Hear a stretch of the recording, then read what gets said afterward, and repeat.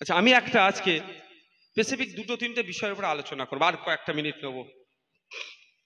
একটা হচ্ছে এই দেখুন লেখা আছে সংবিধান বিরোধী ওয়াকফ অ্যামেন্ডমেন্ট অর্থাৎ সংশোধনী 2024 বাতিল করতে হবে।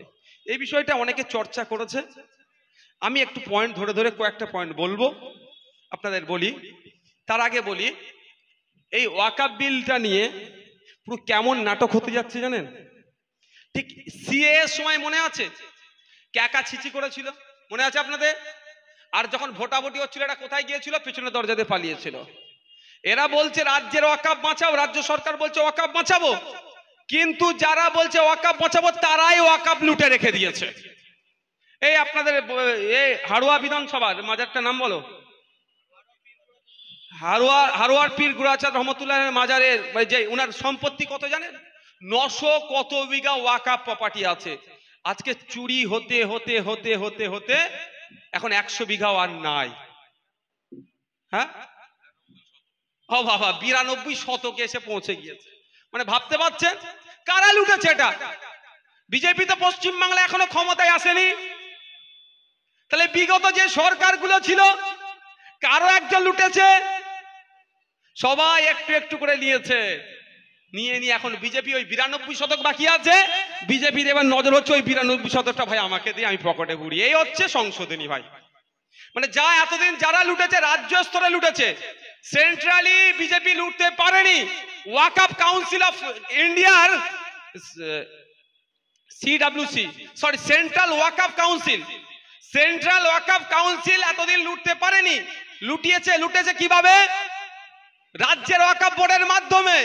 এবার কেন্দ্রের বিজেপি সরকার বলছে অনেক লুটেছো, পীর গোরাচাঁদ রহমতুল্লাহের মাজারের বা ওনার যে অ্যাসেট যেটা ছিল 900 বিঘা মতো, ওটা তো ওরা সবাই লুটে নিয়েছে। আর 92 শতক আছে, ও আর কাউ পাবে না, আমার পকেটে ভরতে হবে। এই হচ্ছে সংশোধনী ভাই। সহজ মানে মোদ্দা কথা এই হচ্ছে, বাকি যতটুকু আছে গিলে নেবে। এবার ব্যাপার হচ্ছে রাজ্য সরকার কি বলছে। রাজ্য সরকার কি বলছে? আমি লড়াই করবো, তাই তো, ওয়াকফকে আটকানোর জন্য। আমরা রাজ্য সরকারের যে ওয়াকফ বোর্ড পশ্চিমবাংলায় আছে, 7/3/2022 একটা আমরা আরটিআই করেছিলাম আমাদের পক্ষ থেকে। আমাদের আরটিআই অ্যাক্টিভিস্ট আছেন, এক্সপার্ট আছেন, তাকে দিয়ে আমরা একটা আরটিআই করেছিলাম, যেখানে আমরা জিজ্ঞাসা করেছিলাম যে টোটাল যে পশ্চিমবাংলায় ওয়াকফ সম্পত্তি আছে তার মধ্যে কতটা ওয়াকফ লিজ হিসাবে দেওয়া আছে, কত বিঘা ওয়াকফ সম্পত্তি বা কত শতক ওয়াকফ সম্পত্তি রেন্ট ভাড়াতে দেওয়া আছে। বা আবার প্রশ্ন করেছিলাম কত বিঘা ওয়াকফ সম্পত্তি তার ইসি নাম্বার, দাগ নাম্বার, খতিয়া নাম্বার দিতে হবে, বিক্রি হয়ে গেছে বা অন্যের নামে ট্রান্সফার হয়ে গেছে। আমরা প্রশ্ন করেছিলাম আমাদের তৌহিদ আহমেদ খান সাহেবের পক্ষ থেকে, আমাদের আরটিআই করা হয়েছিল কত বিঘা সম্পত্তি, দাগ নাম্বার, খতিয়া নাম্বার, যে লিটিগেশন ওর কোর্ট কেস আছে, জায়গা নিয়ে সমস্যা হয় না, এই তথ্যটা দিতে। আমরা জিজ্ঞাসা করেছিলাম কত বিঘা সম্পত্তি বা কত ইসি নাম্বার, দাগ নাম্বার, খতিয়ান নাম্বার সহ মোতোয়াল্লিদেরকে নিয়ে ডিস্টারবেন্স অর্থাৎ সমস্যা আছে তার তথ্যটা দিন। পশ্চিমবাংলার সরকার বলছে ওয়াকফ বাঁচাবো, এই উত্তর দিতে তারা 2 বছর পার হয়ে গেল, 3 বছরের মধ্যে যাচ্ছে, যেটা উইদিন মান্থ দেওয়ার কথা 1 মাসের মধ্যে না 6 মাস। আচ্ছা আচ্ছা, যেটা সম্ভবত 1 মাসের মধ্যে দেওয়ার, সেটা 2 বছর পারিয়ে 3 বছর যাচ্ছে, এখনো উত্তর দেওয়ার প্রয়োজন বোধ করলো না। তাহলে এরা কতটা সিরিয়াস ওয়াকফ প্রপার্টিরা ফিরিয়ে দিতে চাইছে? এরা কি ওয়াকফ প্রপার্টি ফিরিয়ে দিতে চাইছে? এরা ওয়াকফ প্রপার্টি ফিরিয়ে দিতে চাইছে না। কেন চাইছে না? আমাদের দেখুন ভাঙড়ে আবার 2 সাড়ে লড়াই লেগে গেছে। কেন লড়াই লাগছে ভাই? ওদের আদর্শগত লড়াই হচ্ছে নাকি? ষাঁড় শব্দটা আমি উইথড্র করে নিলাম, আমি সরি টু সে, আমি দুঃখিত, এই শব্দটা আমার ব্যবহার করা উচিত হয়নি, আমি শব্দটাকে তুলে নিলাম। 2 মহারথী নাম দিয়ে দিলাম, 2 হিরো। চলো, খারাপ জায়গা থেকে আমি টপে তুলে দিয়েছি 3 বেলা পরে। 2 হিরো, 2 ভদ্রলোকের লড়াই লেগে গেছে। কেন ভদ্রলোকের লড়াইটা? এটাই, এক ভদ্রলোক 6 লেনের আশপাশে জমি দখল করত, লোকের কানে বা লোককে দিয়ে ভয় দেখিয়ে চমকে ধমকে 20,000, 25,000, 30,000 টাকা করে শতকে জমি নিয়ে ওই জমি 2 লাখ, 2.5 লাখ, 3 লাখ, 5 লাখ টাকা করে শতক বা কাটাই বিক্রি করত কোম্পানিদের কাছে। মধ্যখানে যে লাভটা নিত সেটা খেয়ে অভ্যস্ত হয়ে গেছে। ওই ভদ্রলোককে যখন জেলে দিল তখন এন্ট্রি মারলো কে? ক্যানিং পূর্বের আরেক ভদ্রলোক। সেই ভদ্রলোক এসে ওই রকম ভাবে সাম্রাজ্য চালাচ্ছিল, টাকা মাল পাচ্ছিল। এখন আবার ও যখন জেল থেকে ছাড়া পেয়েছে ওর মনে কষ্ট লাগছে, আরে ওইখানে 3 বিঘে জমিটা বিক্রি হয়ে যাচ্ছে, ও তো 25,000 টাকা করে শতক কিনে 2.5 লাখ টাকা করে, 3 লাখ টাকা করে বিক্রি করছে। তার মানে শতক পিছু কত পাচ্ছে? যদি 2.5 লাখে বিক্রি করে 2,25,000, আর যদি 3 লাখে বিক্রি করে 2,75,000 টাকা করে শতক পিছু পাচ্ছে। 33 শতকে 1 বিঘা, আর 99 অর্থাৎ 100 শতকে 3 বিঘা। তাহলে এত টাকাও পেয়ে গেল, আমার হাতছাড়া হয়ে গেল। এই নিয়ে তোদের লড়াই? ওদের কি আদর্শগত লড়াই নাকি?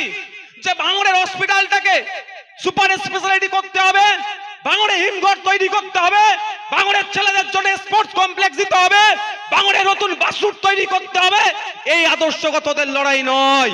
ওদের লড়াইটা হচ্ছে কে কত কামাবো। তাই রাজ্য সরকারের থেকে বুঝতে পারছে ওয়াকাফ প্রপার্টি, যেটা পাক সার্কাসে চিত্তরঞ্জন হসপিটালের উল্টো দিকে, যেখানে 1 কাঠার দাম প্রায় 5 কোটি টাকা, কয়েক বিঘা সম্পত্তি বেহাত হয়ে গেছে। টাকাটা রাজ্য সরকারের নেতা চামচারা খেয়েছে। যেখানে পাক স্ট্রিটের মতো জায়গায় 1 কাঠার দাম 2 থেকে 3 কোটি টাকা, ওখানে 12 কাঠা জায়গার উপরে বেসরকারি ভাবে ফ্ল্যাট তৈরি হচ্ছে। আরো যে হাজার হাজার বিঘে জায়গা আছে, সেই জায়গাগুলো লুটে লুটে খাচ্ছিলাম। এই পয়সা আমাদের পকেটে আসছিল। এবার মোদিজি হাত মেরে দিয়েছে, আমাদের পকেটে যাবে না। এবার মোদি এই যে আপনার শুভেন্দু অধিকারীদের পকেটে চলে যাবে। বুক ফেটে যাচ্ছে। ওই জন্য এরা নকল কান্না কাঁদছে। আমার কথা বুঝতে পারছেন না? চিৎকার করছি বলে বুঝতে পারছেন না? আচ্ছা আমি সহজে বুঝাই। এতদিন তৃণমূলের নেতারা লুটে খাচ্ছিল, মজা পাচ্ছিল। এবার দেখতে পাচ্ছে দিলীপ ঘোষ, শুভেন্দু অধিকারী, সুকান্তরা লুটে খাবে। ওই জন্য ওদের বুক ফেটে যাচ্ছে। নাহলে এই তথ্যটা দিতে বলুন না, বলবেন। এখানকার বিধায়ক কি আছে? বিধায়ক কে? জনাব রফিকুল ইসলাম সাহেবকে জিজ্ঞাসা করবেন আপনারা, যে নওশাদ ভাই যে বক্তব্যটা দিয়ে গেছেন। আর এমপি আল্লাহ তার জান্নাত নসিব করুক, তিনি তো হায়াতে নাই। আর কি জিজ্ঞাসা করবেন তাকে? জিজ্ঞাসা করবেন যে প্রশ্নটা করে গিয়েছে, আর উত্তর দেবেন আপনারা। আরটিআই করলে একটা নির্দিষ্ট লিমিটেশন আছে, সেই লিমিটেশনের সময়ের মধ্যে উত্তর দিতে হবে। 2 বছর পার হয়ে গেল, 3 বছর হতে যাচ্ছে, এখনো উত্তর দেয়নি। কেন এটা এত কান্নাকাটি করছে? 2012 সালের দিকে মুখ্যমন্ত্রী নিজে উদ্বোধন করেছিলেন এই বেগম রোকেয়ার স্মরণে Begum Rokeya research centre and Waqf ভবন। কোথায়? শিয়ালদার ওখানে বুয়ালি হোস্টেল আছে, ওখানে করবে বলেছিল। আপনাদের বলছি, যদি একটা ইট গেতে থাকে, একটা ইট, সিঙ্গেল ইট, ওই উদ্বোধনের সময় যে কি হয় গো ওটা বলো না, শিলা পুঁতেছিল, ওটা ছাড়া প্রায় 10 বছর পার হয়ে গেল।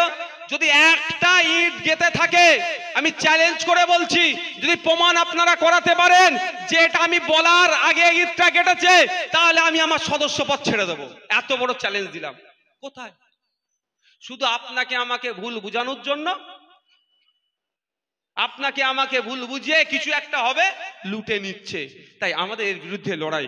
এবার আসা যাক যে আমরা কেন এর বিরোধিতা করছি। প্রশ্ন থাকতে পারে তো ভাই?